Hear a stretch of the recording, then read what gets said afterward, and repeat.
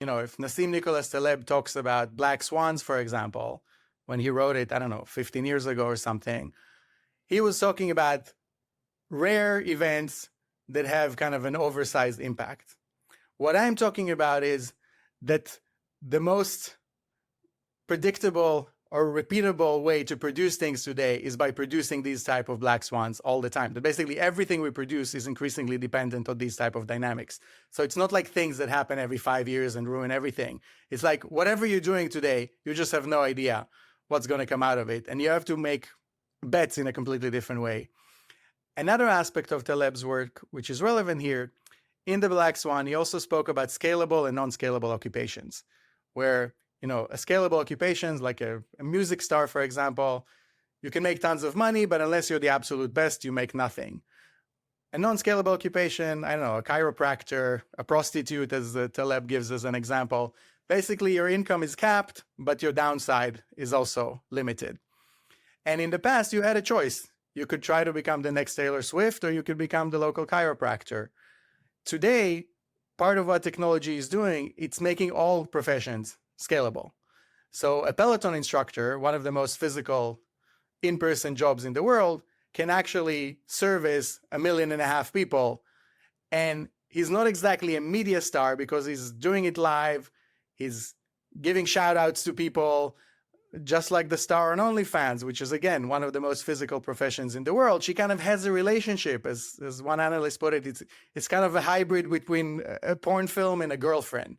And these are the type of things that are emerging now. So whatever profession you're in, you're no longer protected from competing against the very best in your field. So if geography was kind of the patron saint of the average performer previously, it no longer protects them from anything. So everyone's lives are suddenly much more risky, at the same time have much more opportunity, and basically require us to think about everything completely differently in terms of how we approach risk and how we plan ahead. I've got a million things I've written down. I know down. I'm throwing a gazillion things at you. That's fine. I'm just trying to get them ordered in my head in what I want to talk to them about. Let's finish off with the cities part before we go into more. Where does that leave cities? Because look, Real Vision is a company that used to have offices in New York. We had 60 people in New York. We now have 3 people in the office. We can't get out of the lease yet. We're desperate to. We've got people now, everybody's out all over the world. Everybody's the same way. Companies, some of the banks are trying to get people to stay in the office, but it's a losing battle. So the structure of cities changes. Midtown Manhattan is gutted now. Where our offices are, there's all the bodegas have closed down even because people aren't there anymore. And yet Hudson River Valley's flourishing because all the millennials have moved out because they're all now 35 years old. They've got kids. Where are cities going before we move into where all of this is going? So people have much more choice now, especially the people who can afford to exercise their choice. And in a world of choice, I think a lot of people are going to want to live in cities and in great cities. But even in the best case scenario, that would require a transition of the existing assets to other uses, a transition of other assets like retail. You mentioned bodegas. You still need retail in cities, but maybe you need different types of retail to cater to different types of people at different times of day, based on different assumptions. I kind of like to look at it using the long tail framework from Chris Anderson. So in a world of choice, what ultimately happens is that you get a long tail of more people exercising more choice in all sorts of new locations, Hudson Valley, for example. But also, and that Anderson didn't predict initially, the biggest stars actually become bigger than ever.